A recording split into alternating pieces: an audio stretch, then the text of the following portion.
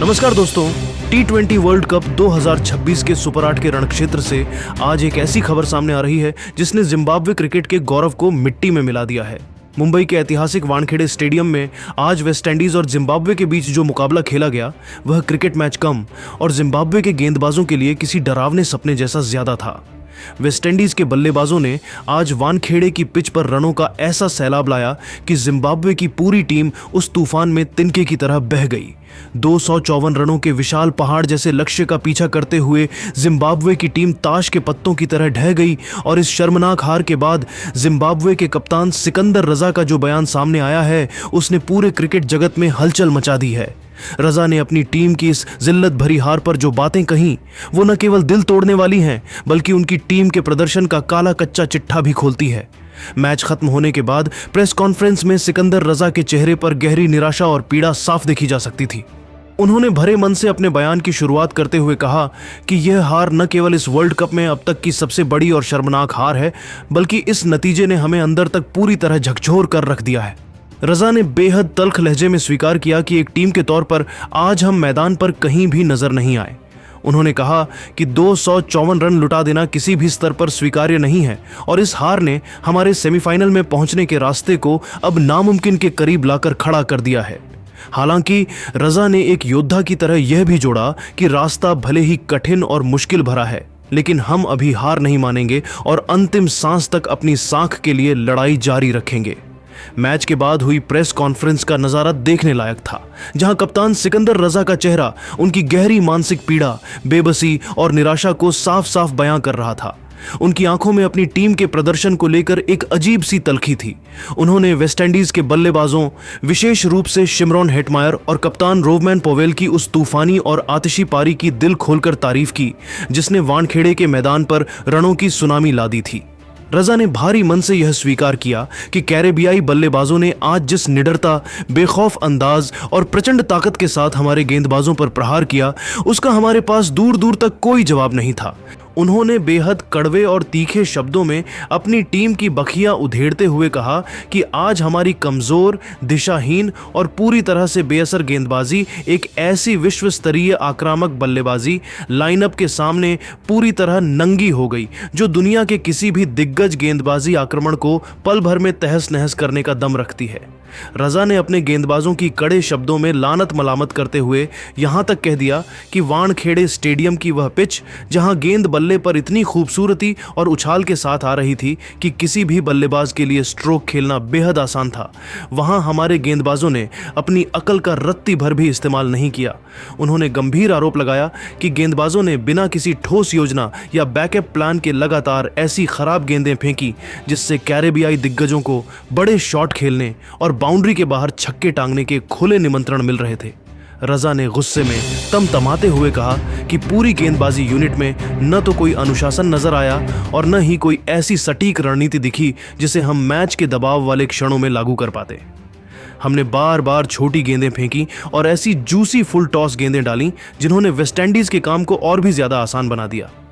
रजा के अनुसार यह प्रदर्शन ऐसा था जैसे हम खुद विपक्षी टीम के हाथ जोड़कर कह रहे हों कि आओ हमें बुरी तरह मारो और इस टूर्नामेंट से बाहर का रास्ता दिखा दो।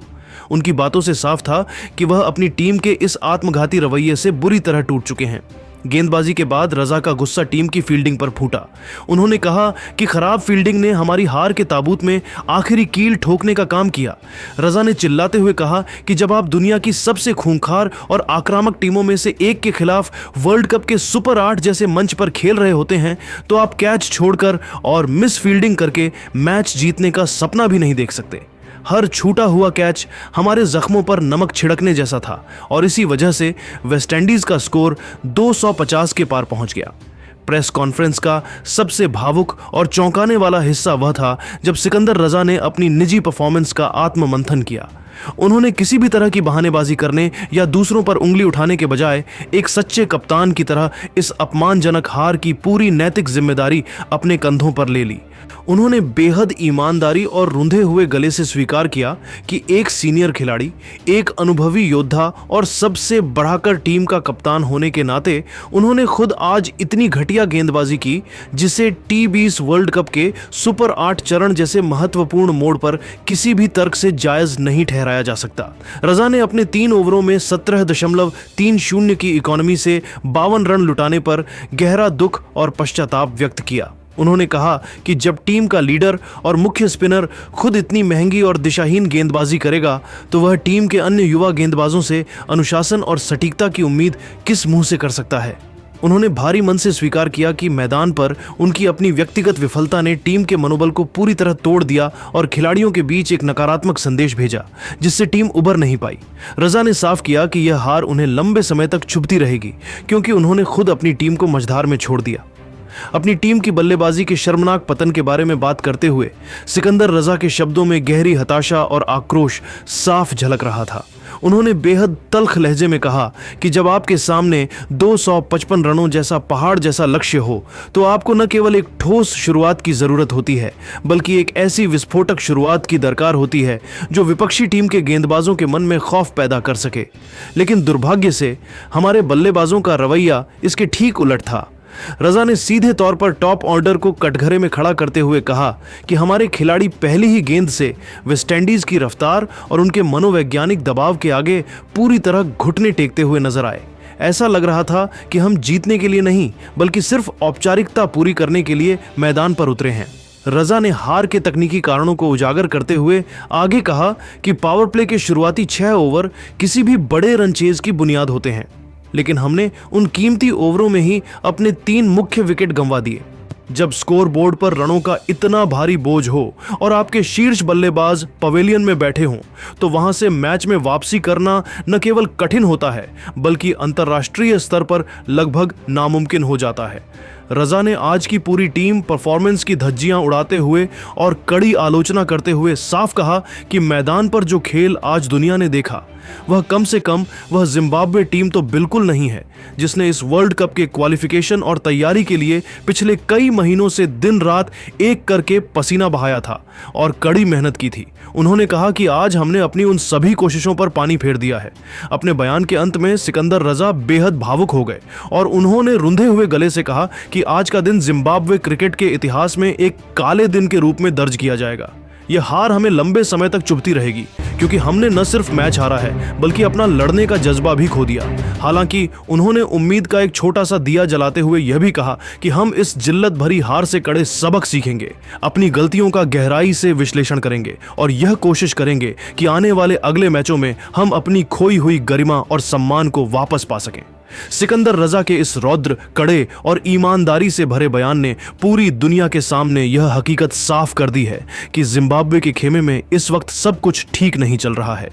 टीम के भीतर आपसी तालमेल की कमी और रणनीतिक विफलताएं अब सतह पर आ चुकी हैं और अगर इन्हें जल्द ही नहीं सुधारा गया तो वर्ल्ड कप का यह सफर एक बड़ी त्रासदी बन सकता है।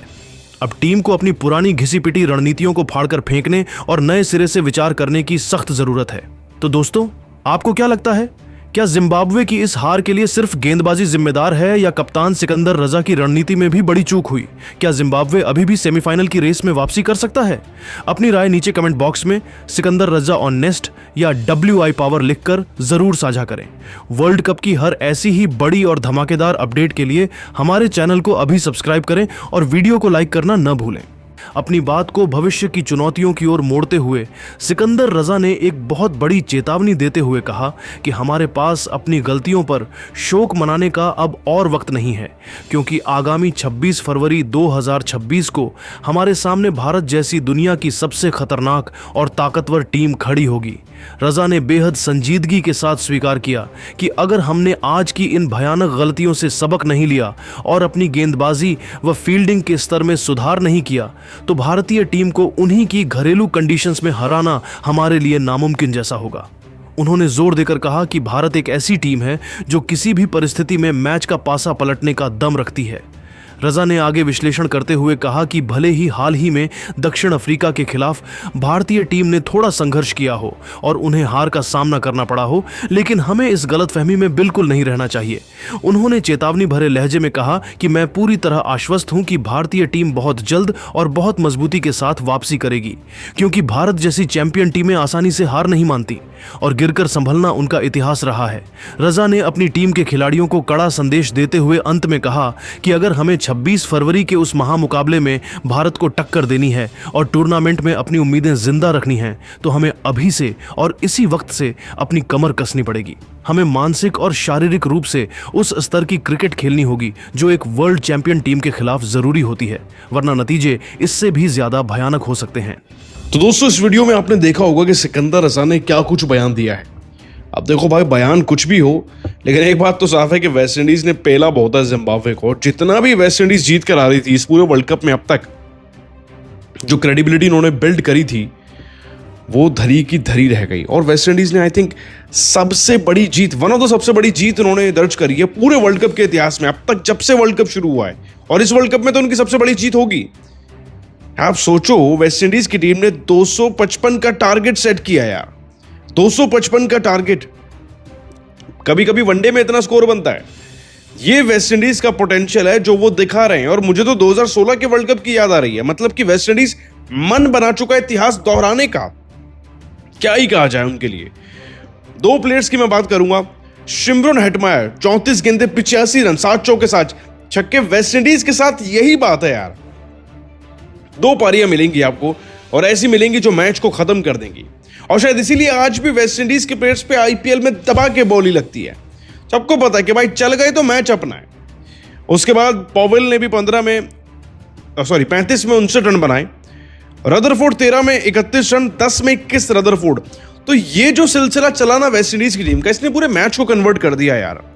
और 255 का जब टारगेट था उसके अगेंस्ट में वेस्ट इंडीज ने इसी जिम्बाब्वे की टीम के 52 पे 4 विकेट कर दिए थे। ये रन मारने की कोशिश कर रहे थे, इनके विकेट गिर रहे थे।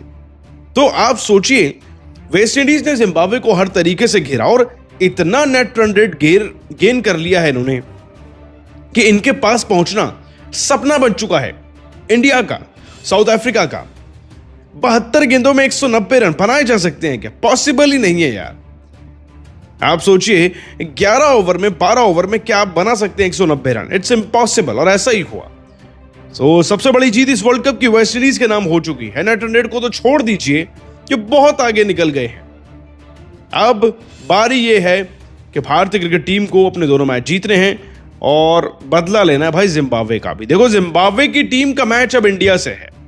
इंडिया जिम्बाब्वे को हराएगा और जिम्बाब्वे बाहर हो जाएगा, लेकिन जिम्बाब्वे का नासूर कौन भरेगा हार का?